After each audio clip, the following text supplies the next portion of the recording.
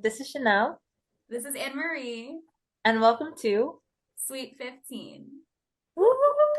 This is already an improvement because last season we only had one episode. So the fact that we've made it to two, Yeah, what are those odds? We are doing great. yeah, and we're working on our tagline. I don't know, did we come up with one yet, Emery?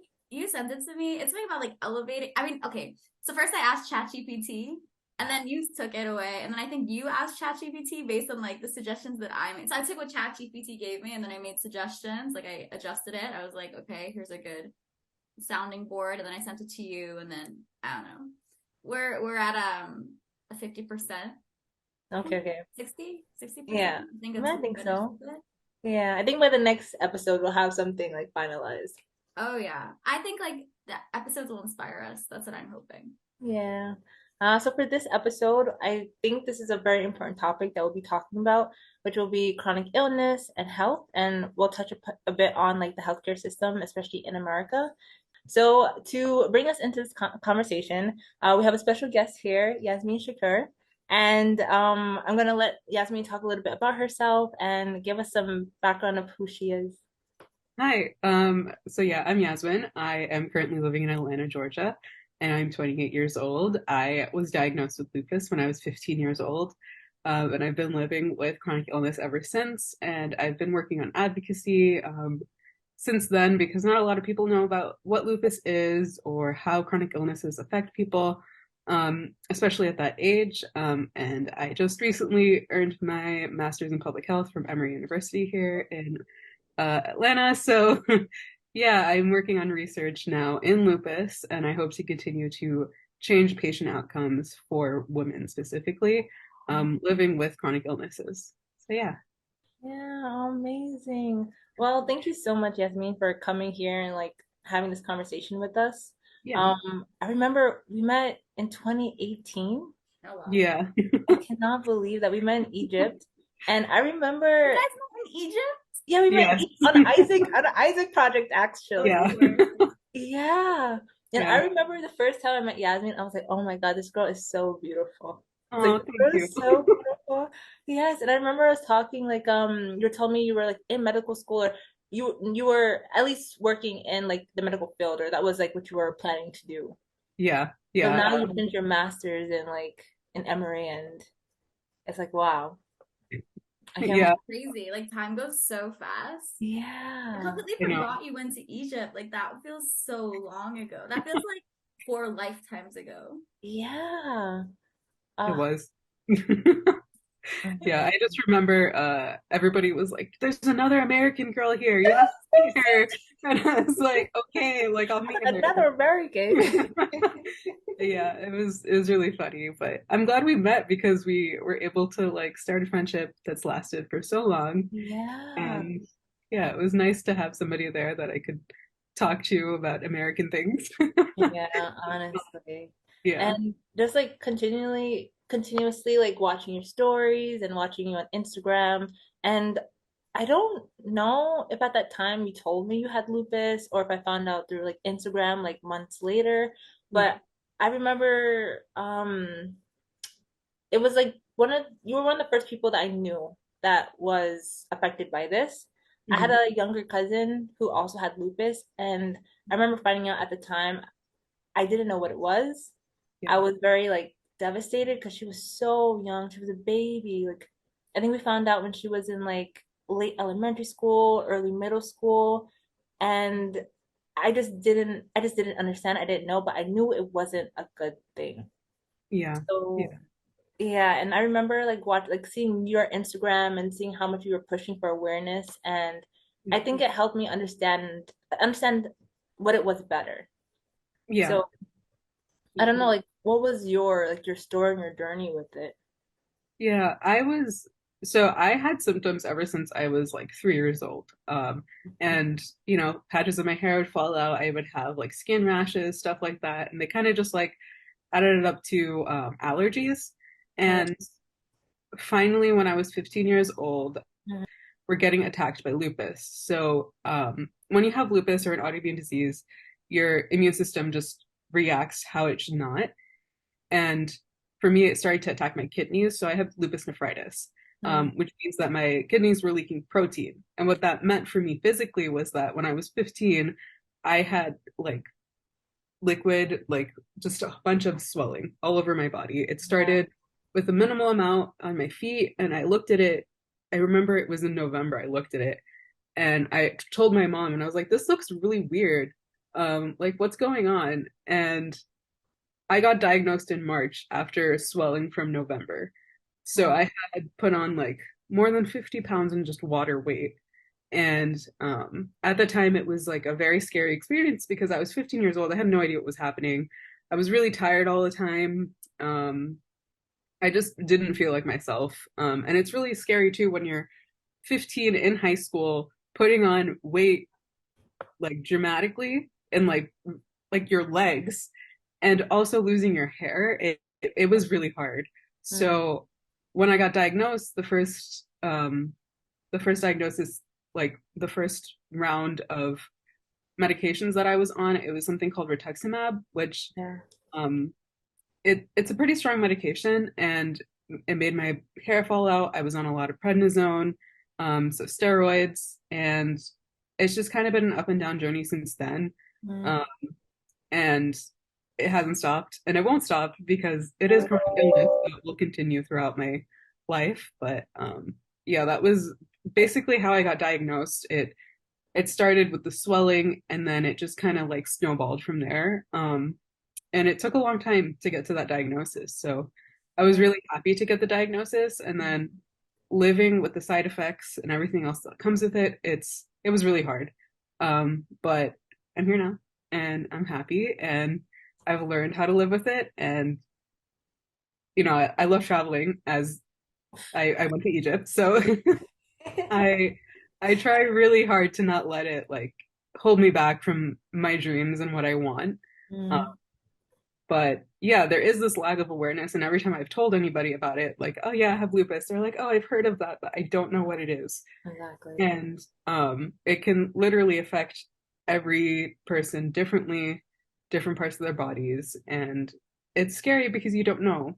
And it takes a long time to get diagnosed sometimes. So yeah. Yeah. And I know you mentioned that you don't let your lupus hold you back, but does it impact you on a daily basis? And if so, like what does that look like in your daily routine? Yeah. So for me, so there's something called the spoon theory. I'm not sure if you guys are familiar with it, but it's like you have a set amount of spoons per day. So let's say there's 12 spoons a day. Um, and you have to use those spoons wisely. And these are the things that you do in your day. So getting up and making breakfast might be like 1 spoon. Working might be 3 spoons. Hanging out with friends might be 4 spoons. And you can borrow from another day, but then the other day you have to pay for it, um, because you'll run out of spoons because you don't have enough energy.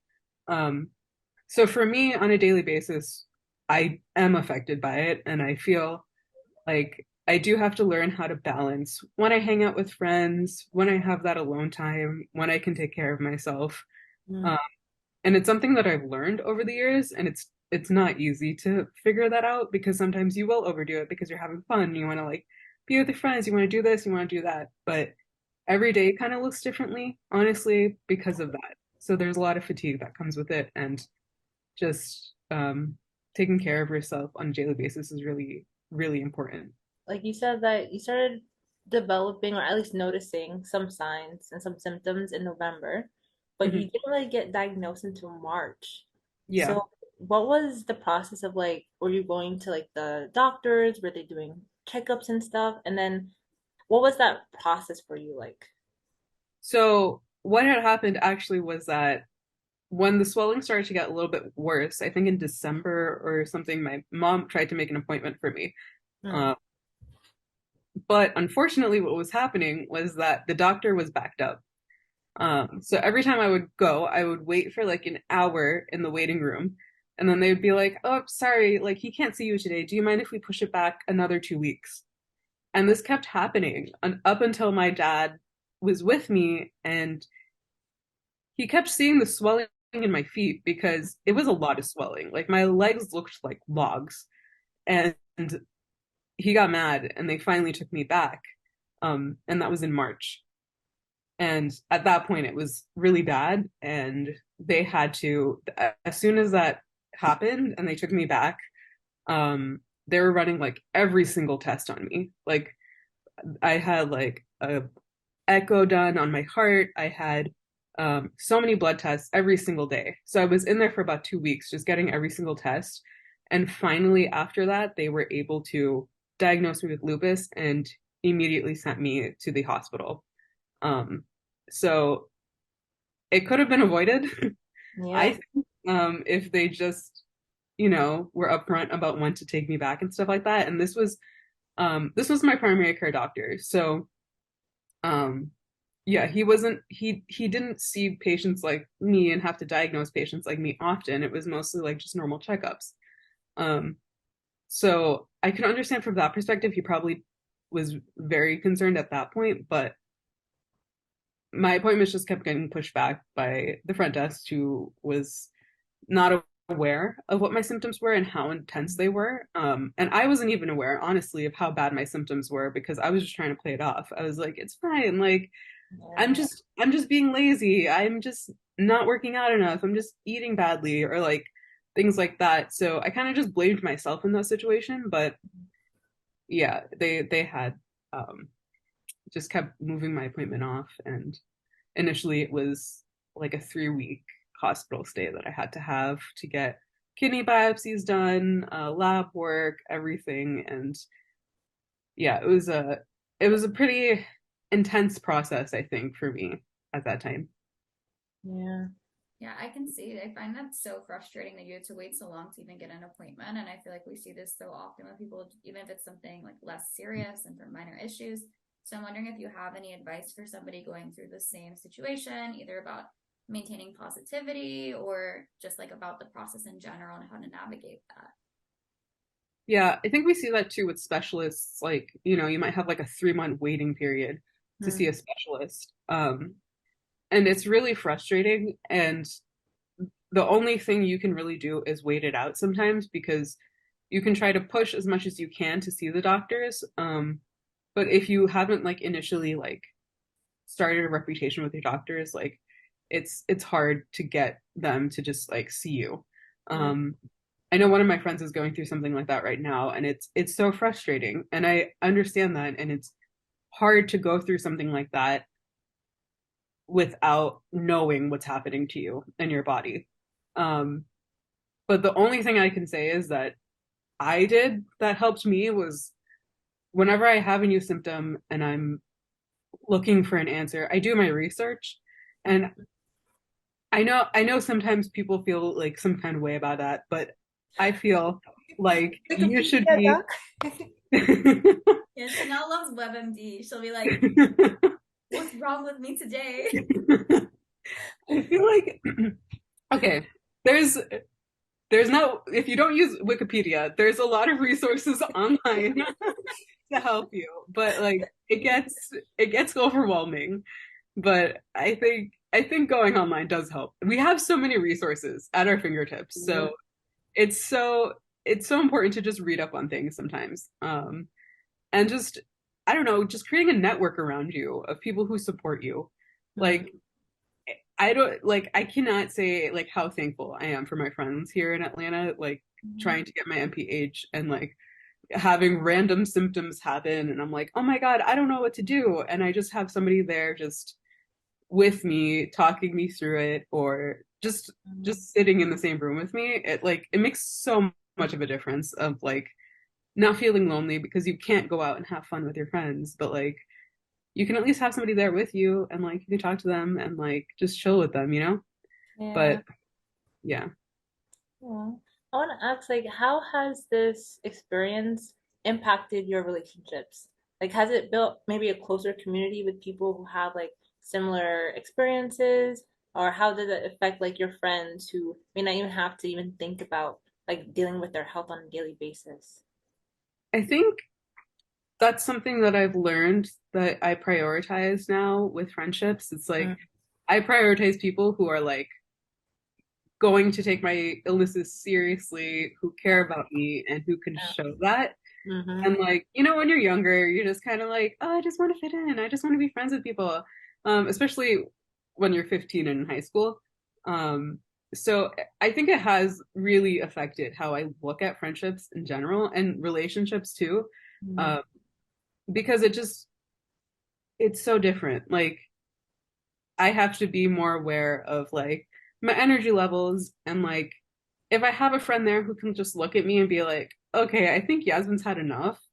I'm like, let's go because I will just say like, yeah, I can keep going. It's fine. Like, Mm. I'll just deal with it later. Like, don't worry about it. And having people that actually care about that, like care about how you feel is so important. Um, yeah, I recently did my thesis on lupus and relationships and how they're impacted. And I think it was a common denominator among all the women that I spoke to.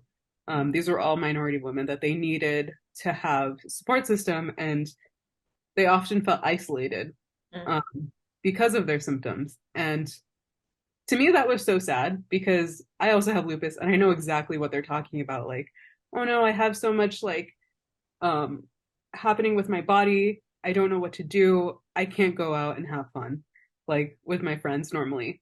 Um, so yeah, I think it's definitely changed how I view relationships and how I will continue to develop relationships. Mm. And I guess it is more of like I have like a close group of friends that help me through it. And my like rock, I would say, is definitely my family, Mm. um, which I'm very fortunate to have. But yeah, I think that's it. Yeah. And so you mentioned the importance of setting boundaries and listening to your body. How did you kind of develop that intuition within yourself, and how do you just stay true to it? I think it had to do over time with going through friend breakups. Like friend breakups are really hard. They Um, suck. Friend breakups are the worst. they're like heartbreaking. And like I went through a couple because like I really like having like close friendships with people and like just having those friend breakups and realizing like over time like okay like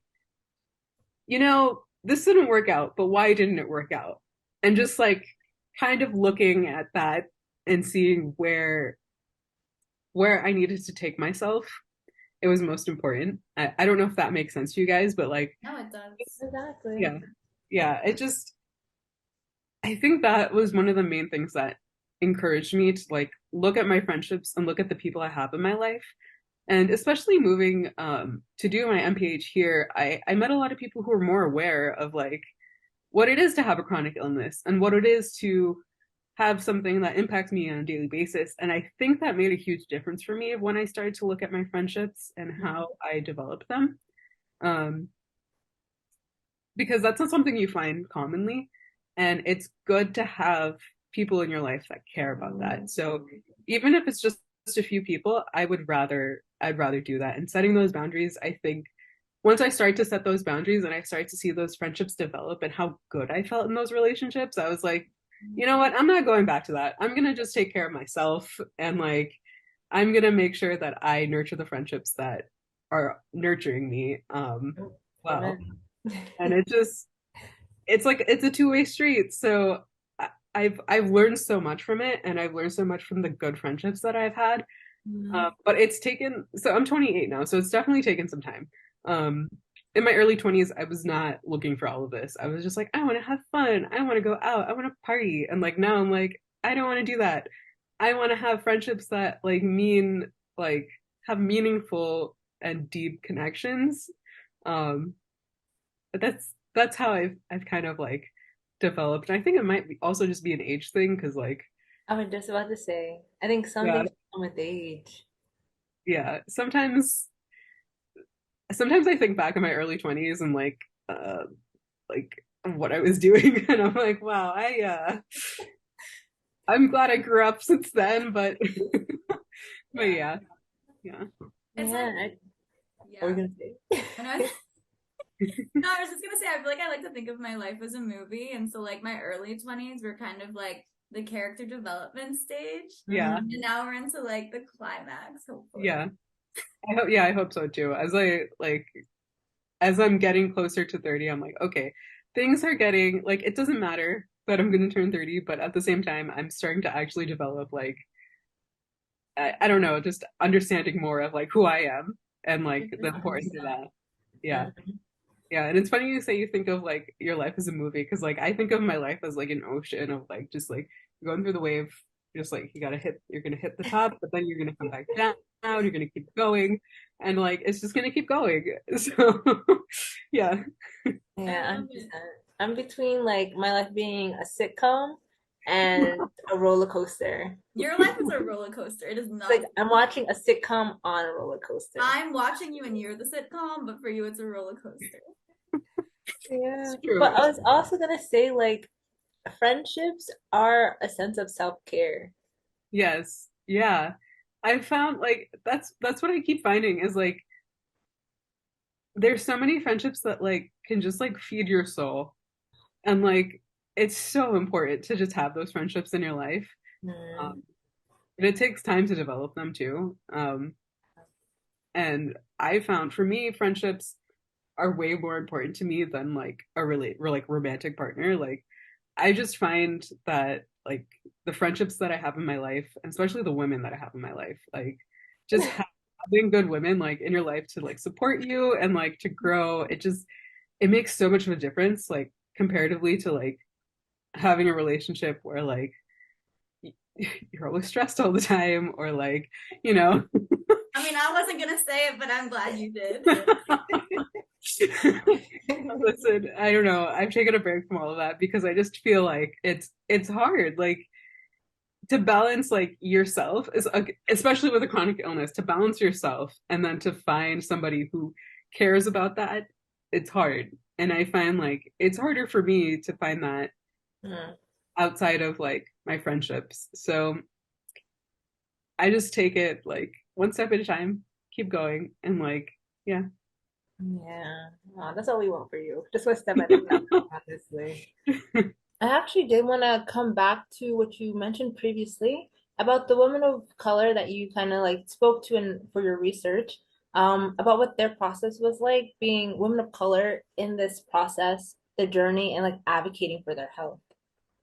Yeah, I think, you know, that study that I did, it was really impactful for me to speak to other women who went through the same thing as me.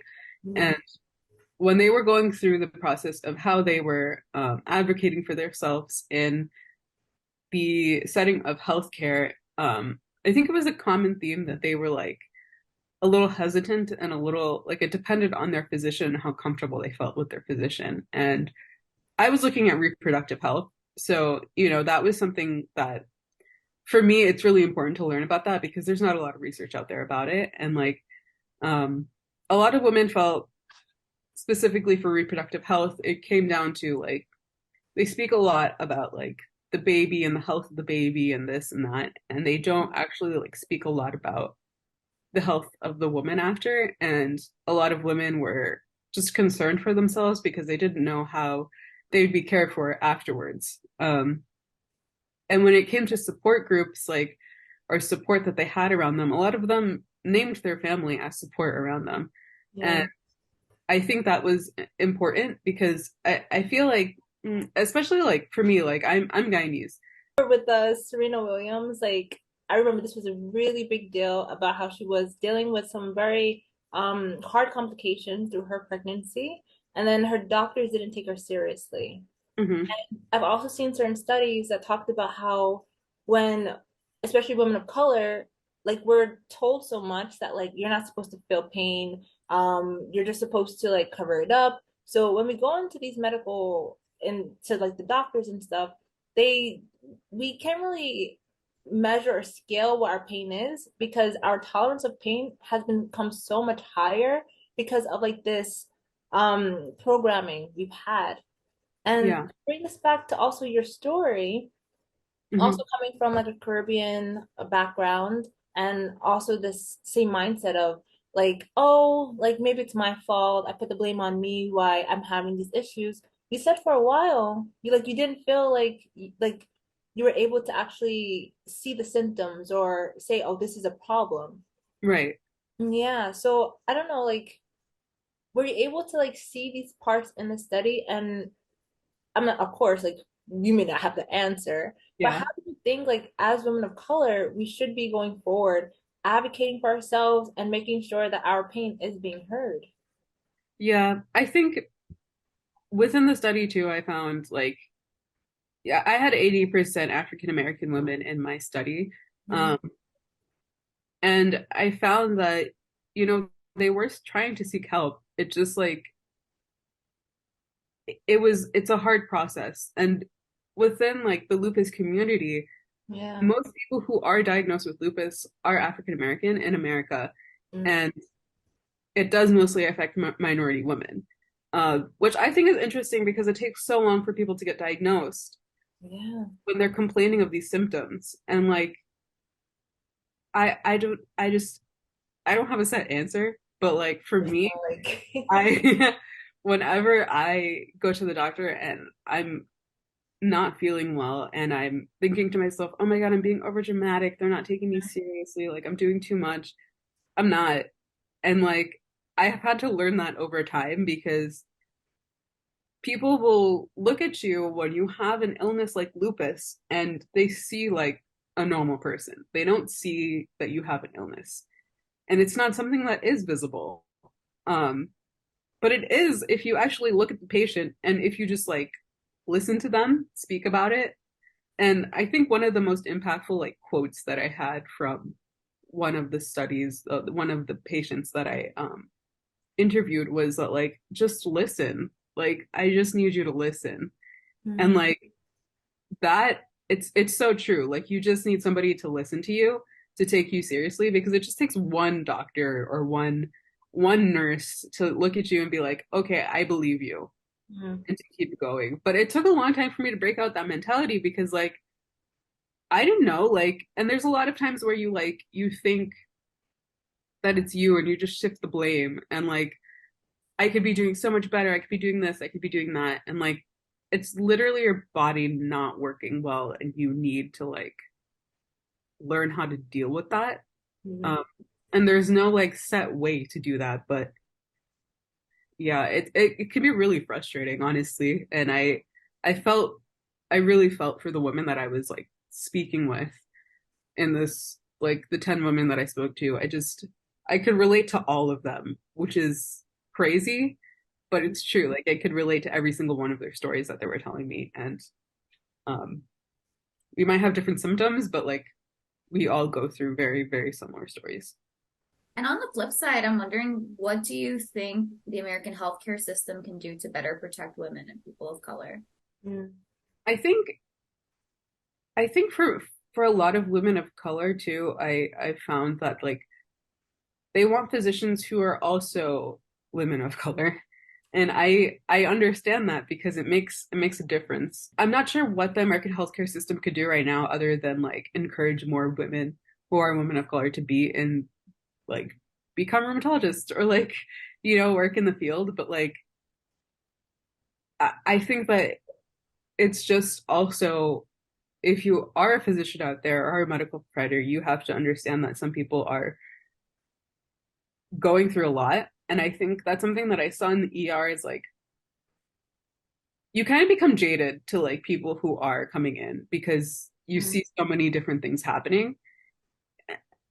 And once you take a step back from that, like once I took a step back from the ER, I worked in the ER for like 5 years before I started my MPH. And I think that's where I learned a lot of like how people don't know about chronic illnesses. mm. Um,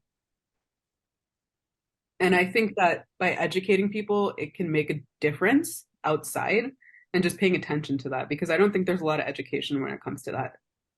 Yeah, sorry, I cut you off. No, no, I just wanted to clarify. So by people, do you mean like patients coming in or? Yeah, Okay. yeah, yeah. It was I saw a lot of well, I worked on the patient business side. But as somebody who has a chronic illness, I saw a lot of patients come in with like other chronic illnesses and um I think what happens a lot is that people are just really uneducated about what these chronic illnesses are and how they affect the body Mm. like fully and and that was one of my biggest motivating factors about continuing research, and trying to learn how I can be part of the education system of like teaching people about what lupus is, not just lupus, but other chronic illnesses, other things that cause people to have to go to the emergency room and get those things done, like get help. Um, because even for me, like I hesitate to go to the emergency room because it's like, well, are they going to understand that I have lupus and like that these things will like an infection is a little bit worse for me, or like I have like more sensitivities because I've been through so much like different, medications and different just sicknesses. Yeah. I think I guess this Instagram model that I love following, and she was going through this she had eczema, and Mhm. she was saying like she's never had it like this before, and she just couldn't figure out what it was, and she went to multiple doctors and nobody knew what it was. And then it probably took a few months for her to finally get the diagnosis, and it was lupus. And she said she felt so relief, like so much relief just knowing like what the problem was. And Yeah, I think that's the thing. Like sometimes people they just want to find an answer, or just make sure that someone is like listening, so that just so they don't feel so lost in the dark. And I think that's why awareness is so important. Like maybe she heard more stories about other people who had this, or I don't know, just had more resources out there, then yeah, it wouldn't have taken her so long and so many other people so long to get the sense of relief. Like, okay, now that I know what's happening, now I can move forward and know like how to deal with it. yeah. And I think that's one of the main things, like the motivating factor that a lot of people have, like having a diagnosis, because it like, okay, well now I have an answer to what is causing all these issues. And Mhm. I think that's really important because even if there is like no cure for like said illness, it's still like now you know what you're dealing with. And now you can kind of take a breather and be like, oh my God, I don't know what's happening to my body. And just know. Um, and I think when you get the diagnosis, I don't know, it just helps. Yeah. In your dream world, what does education look like? Is this something we're teaching students in like primary school, middle school, college, like, and what kind of information are we sharing with people so that they're more aware of just the variety of chronic illnesses?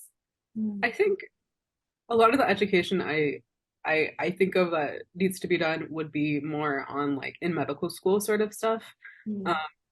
I think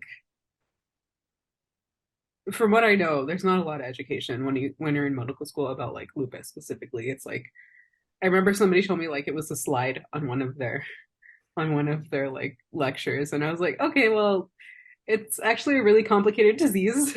um, but um, I think just working on educating like healthcare providers, it's really important because if a patient's showing up with like, you know, the symptoms that are like textbook lupus, it makes a difference to have somebody there that can help Yeah. you.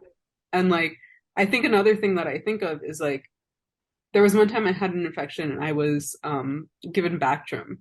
for uh, for the infection, which is like a normal medication to take. But if you have lupus, it can cause a lupus flare. Yeah. And I was totally unaware of that. And I bought this book. It was like the Lupus Encyclopedia. And in there it says like you should not be taking Bactrim if you're on lupus.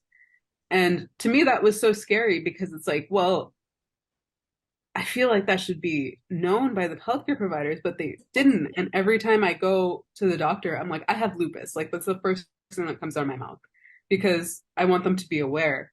But I think for me, I would want my healthcare providers to be aware of what it is and like how it affects people's bodies. And if they are unaware, just being upfront about that and just saying that. There's like, I would rather know that the provider doesn't know about it ahead of time than to like keep going and like not getting the care that I deserve and need.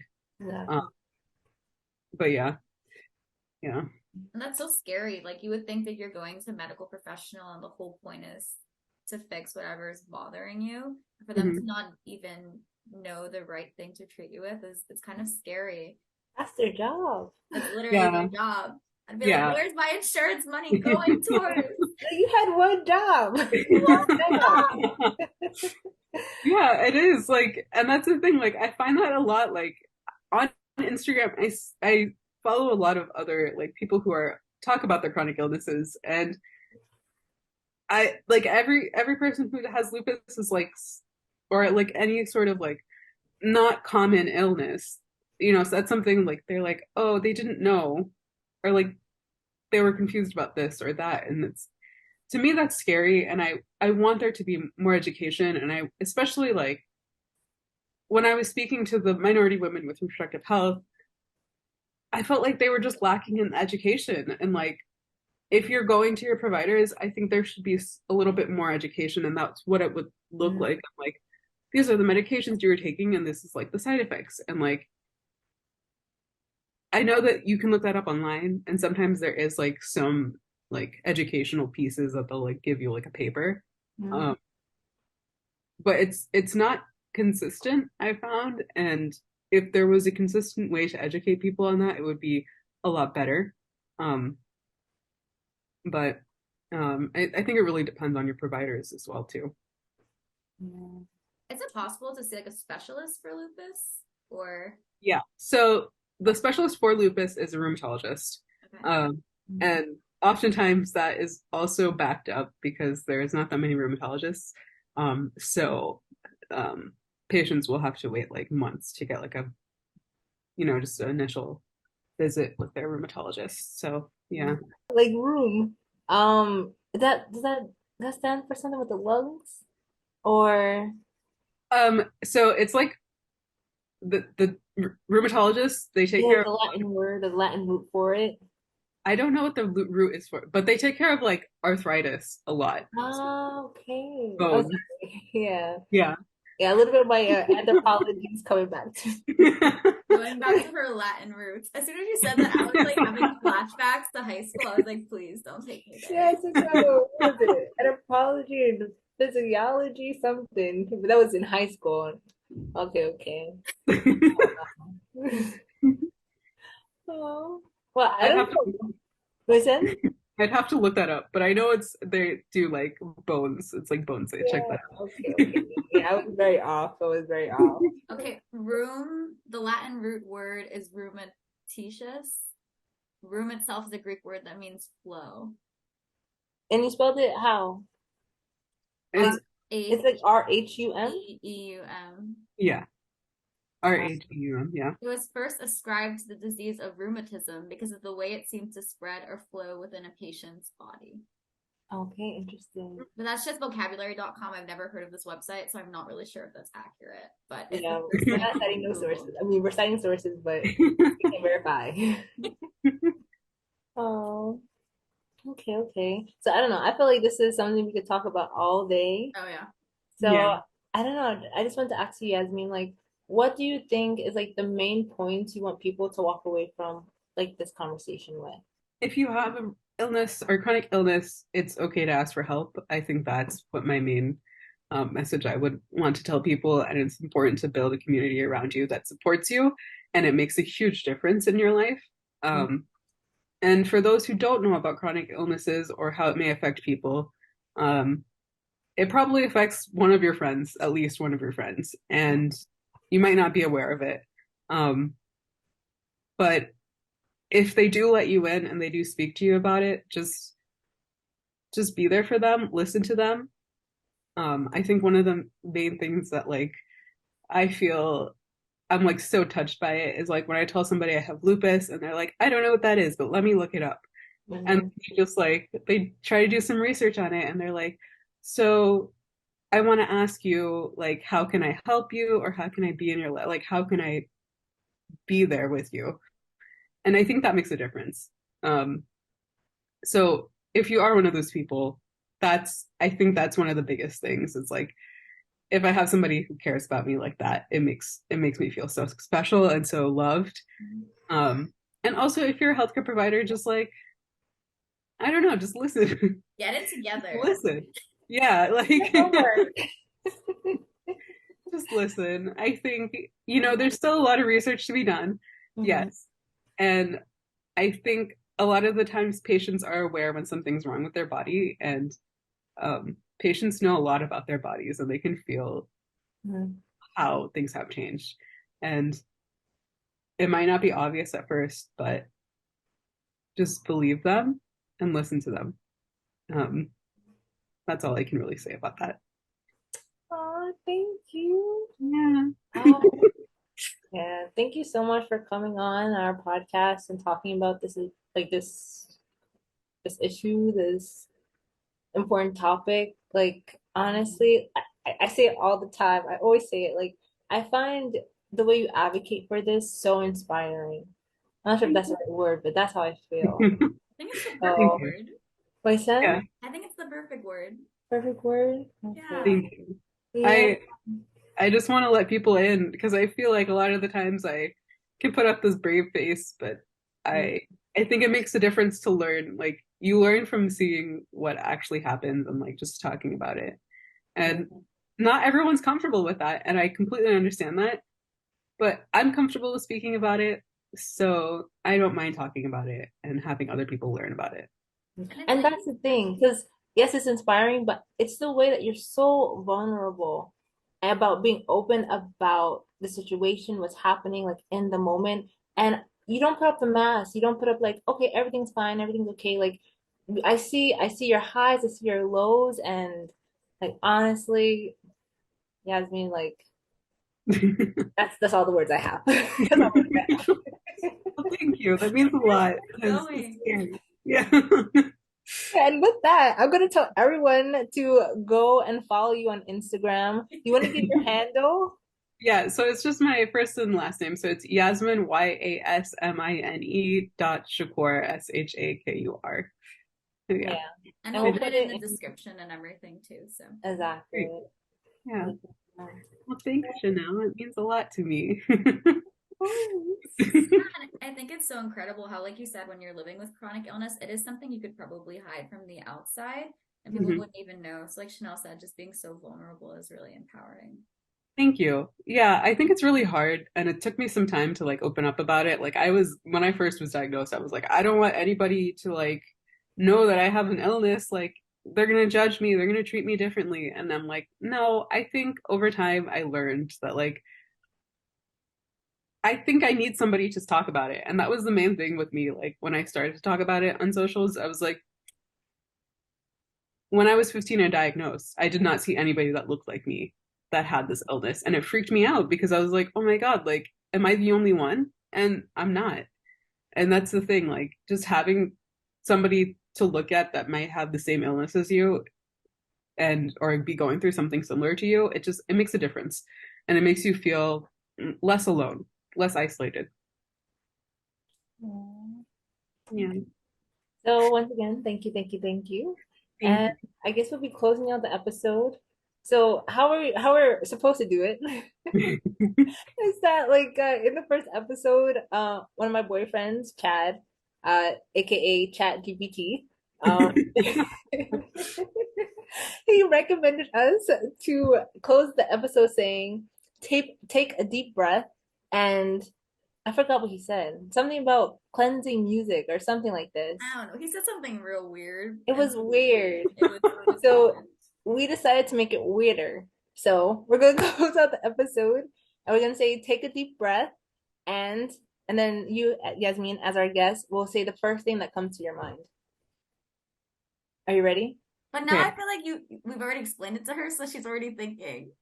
Like this is But we why could, The way Chad wants to end the episode doesn't make any sense because now we had to explain it to her, and now look, I'm talking. She's already thinking about a million things to say. This is dumb. are you ready? I could try to be. Okay, okay. So, Okay, ready? um, So take a deep breath and Have a good day. actually good enough. that's the Good best one enough so far so far. out of our 2 episodes this season, but way better than ours last time.